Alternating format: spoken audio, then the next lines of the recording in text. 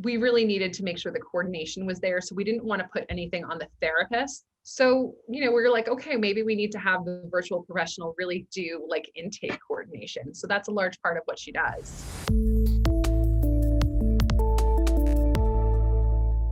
What do you have your virtual professional doing for your company?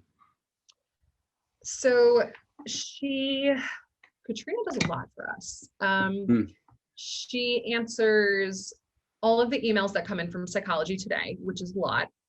Everything that she manages our ZocDoc, which can be a lot at times. Luckily, lately it's been slower. She emails she either will respond to or forward on any inquiries from our website.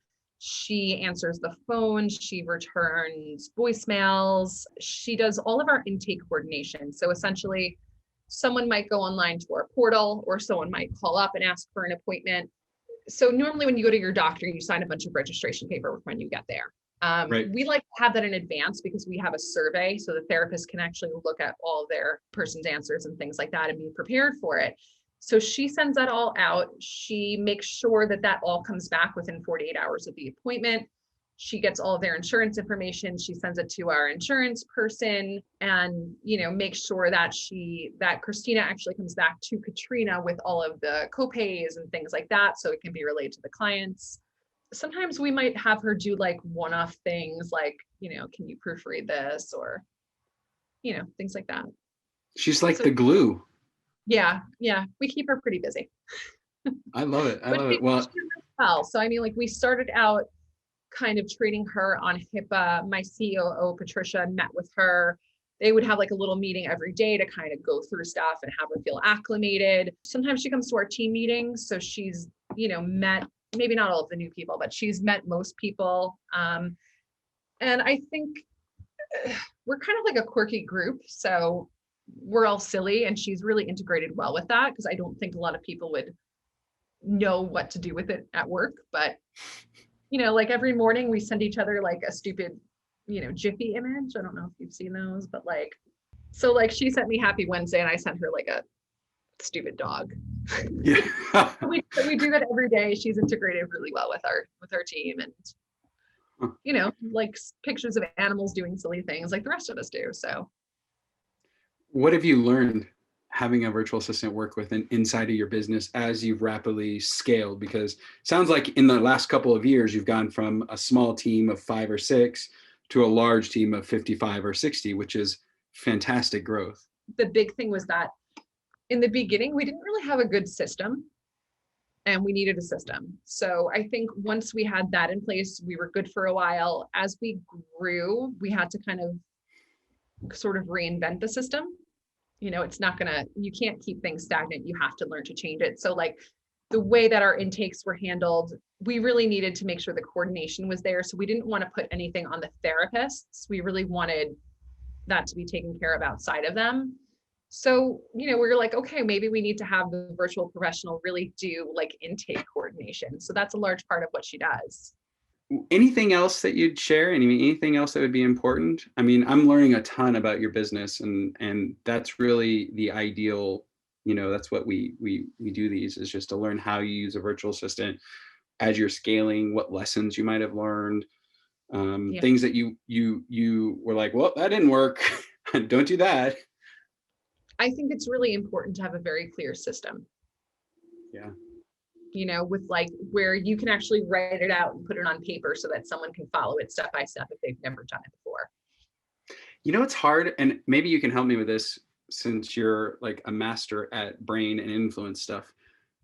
Teaching our clients the importance of that, they almost have to hit the wall and make mistakes and fail for them to then realize they need to document it. No matter how much we help them through that, it's just, Yeah. And I think one of the most important things that people who are starting a small business or people who are growing their small business, it's important really, like you have to do some upfront work, but it's actually more important to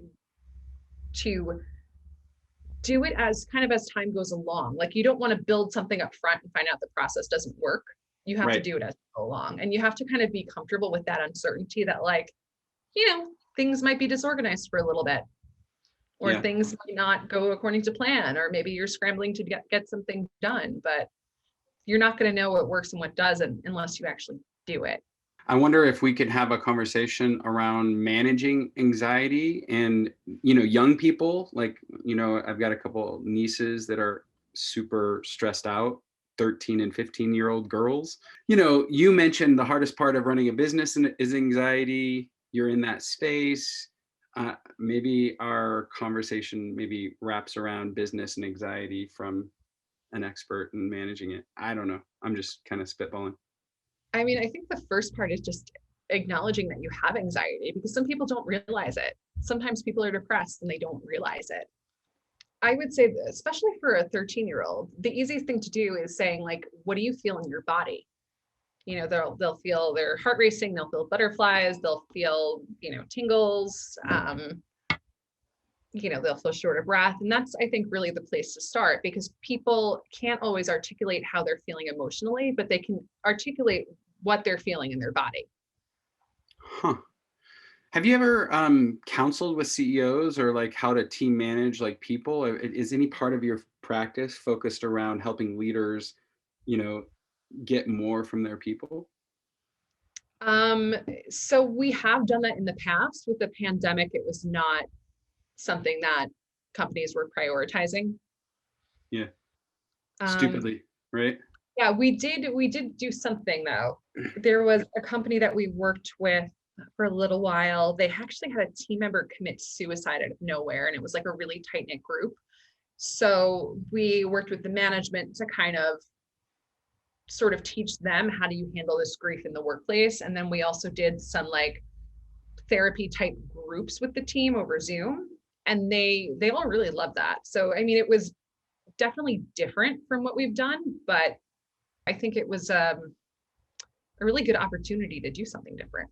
Anything else? I mean, thank you for being a client. We really appreciate you. And you're like, this is good stuff for my best friend and I get give him a little, I told you it's possible, Yeah, for sure. And people love it. Yeah. They love doing it from home. So yeah. There you go. All right. Well, when you're ready for an assistant for your Patricia and you, I would love to set that call up and show you how I use mine. So if you want to rock that out. And then as you grow and scale, just let us know how we can serve. One thing that we do a lot of is recruiting. So especially in the healthcare world, like the reaching out on LinkedIn and sending them emails and scheduling appointments. We do that a lot for healthcare and in-home healthcare and some other weird industries.